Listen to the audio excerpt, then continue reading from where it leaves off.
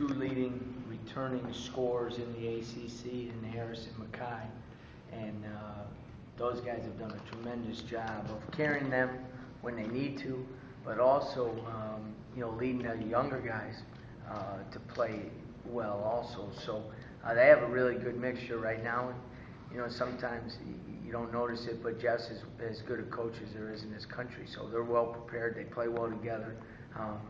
And again, a tough test.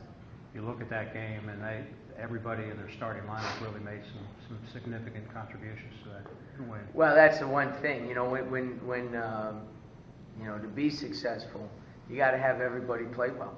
And they did. They had that formula down, and they executed extremely well the other night. They had two guys that hit maybe 60-70% of their shots. Now, I guess the question is, can they continue to do that? Or that's going to be one of your roles to try to stop them? Well, let's hope they can, but our guys are going to have to step up. A very talented offensive team with two guys, as I said, that can really score the basketball. And when you get a third guy like they had in Thomas, and then Miller McIntyre played extremely well, and they got some guys, those young guys, they play with a lot of energy, and with that, when you can rely on those two seniors, that I think in their 10 wins, Mackay's averaging 17 and Harris is averaging over 18. Well, that's 35 points. That's a pretty good luxury. So they've been able to do a good job with that. Coach, when you're in a run like this, where you've lost these 5 games, that's not a run. Well, run is a good thing. I didn't want to use the word skid, for God's sake.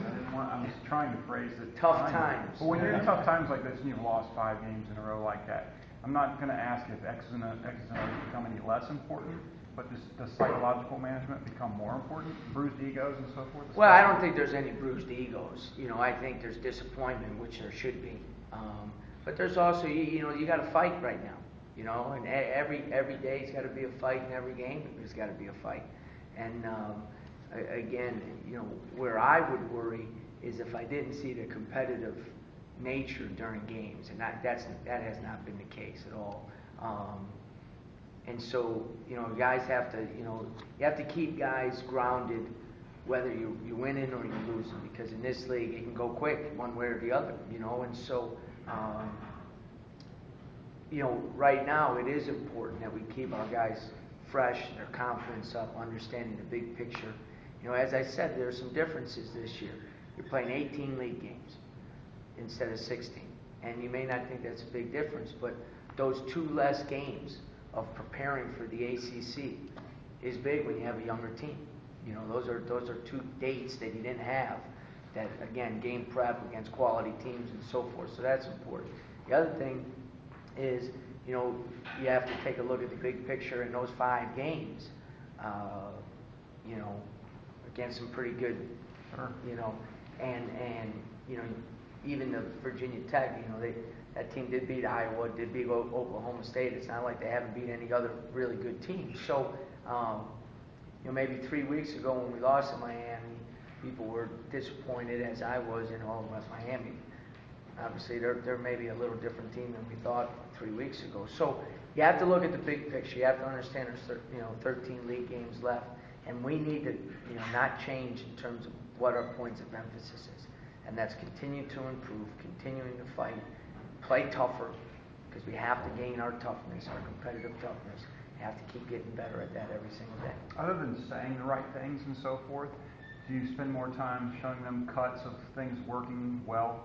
If you do this thing right, this is a result. This is a result. And I ask that because you talk about keeping them grounded. Yeah. But I've also heard coaches say sometimes it's difficult to keep everybody grounded when the effort is great, but the result is not coming out of it. Yeah, there's no question. And that is the challenge, because sometimes you have to look in the mirror and say, okay, no matter what, and that's always a challenge. But the thing is, and you bring up a good point, we were not rebounding the ball well the first 3 games of this league. We were out rebounding in all 3 games, showing clips, making sure that the guys understand how important that is. You look at what we've done in the last 2 games. We've out rebounded Duke and Carolina on the road. So there's some tangible evidence how important that is. I still think, I think going into the game the other night, we were 13th in the country in defensive field goal percentage. We need to continue to keep that down. And then you got to show them clips, okay? As I said, one of the learning processes is sometimes you have to learn what loses you games before you learn how to win games. And we've had some pretty good lessons over the last, couple of weeks. You mentioned just kind of balancing, getting guys experience and finding spots of guys that maybe aren't quite ready, putting them in spots where they fail, versus actually putting all eggs in the basket and going to win. How do you find that right balance of training and versus? Well, I think for us right now, those two kind of go together in maybe a little different way than you put it. I think one, we're putting guys in a position where they're gaining experience and very valuable experience.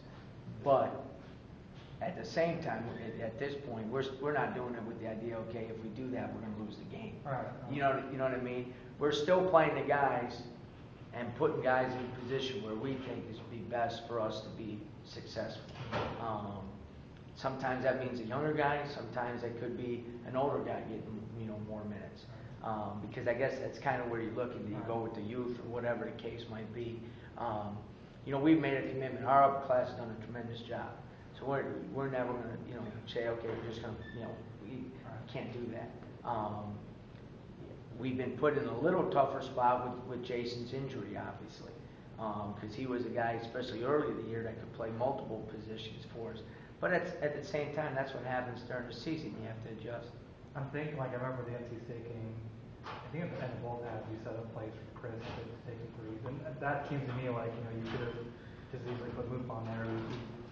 Judge it as opportunity. So how do you decide who you want to get? Well, I think a couple of things too. Yeah, you could do that, but some of those special plays are set up for more your off guard than your point guard.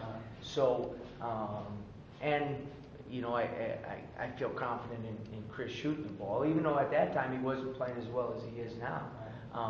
But maybe those situations have helped him the last couple games, play better and know that we have confidence in him.